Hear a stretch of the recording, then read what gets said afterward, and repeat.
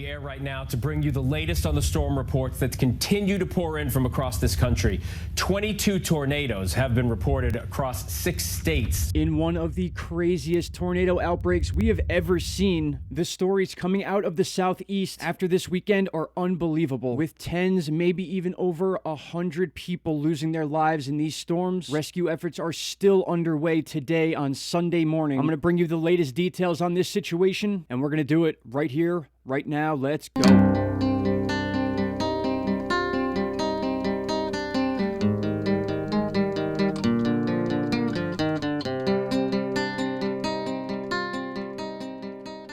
My friends, welcome back. December 12th, 2021, 11:44 a.m.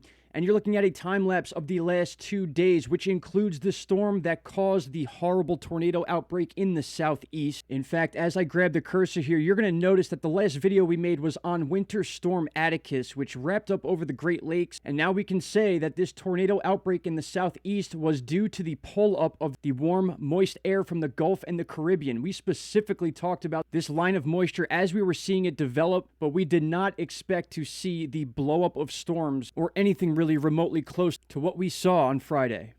I'm not too sure if people really understand the magnitude of one of these specific tornadoes, and you're seeing a diagram on your screen right now. I'm going to read something to you. The storm of this latest severe weather event tracked more than 250 miles through several states. Now, I want to explain that to you guys. As of right now, one of these tornadoes is now the longest lifespan of any tornado, the longest distance ever traveled by a single twister, and was one of the most damaging and life-threatening tornadoes within this group. In fact, this specific tornado was so intense that there were diagram charts showing debris being lifted up off the ground, and we're talking houses, cars, and in some cases people being launched up thousands of feet into the sky, and according to this graph, upwards of 30,000 feet above the ground. Keep your eyes focused right here. We can actually pinpoint this one cell that began right at the meetup of Arkansas and Missouri, and we can literally follow that storm all the way through its lifespan as a twister 250 miles away. Part of the reason why these storms were so strong, at least this is what's being talked about, was the drastic difference between the warm and cold air. This time of year, December, is not known for major tornado outbreaks. In fact, it's one of the quieter months overall, which is why people are so up in arms about how this took place and why it took place. This situation is probably going to be studied as much as the derecho we had about a year and a half ago now that caused over $1 billion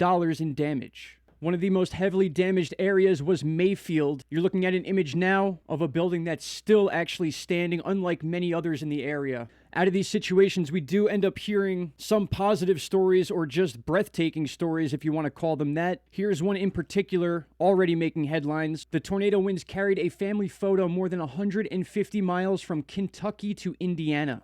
That is just unreal to think about. The Amazon warehouse story will probably be one of the most devastating coming out of this situation, as many people believed they were safe behind these huge walls at the Amazon warehouse, and when that building failed, so did a lot of hopes of people finding a lot of survivors within this area. It's very unfortunate when I have to bring news like this to people. I understand it's been a day and a half since this event took place. Yesterday was a bit of a busy day for me, had some things to handle, but looking at the news today, it seems as if this just happened last night with the amount of people talking about it and people willing to help and actually show up in these areas to help clean up while this is still going on. Even last night here in northeast Pennsylvania, you can kind of see the line cut off right here. We got hit with some heavy winds, upwards of 70 miles an hour, power outages all over the place here in northeast Pennsylvania. So it just gives you an idea of how much energy this entire system had and the momentum it had being pulled all the way from the center of the country and maintaining its ridiculous strength throughout 250 miles and then spotting back up in the northeast as another major round of this same system.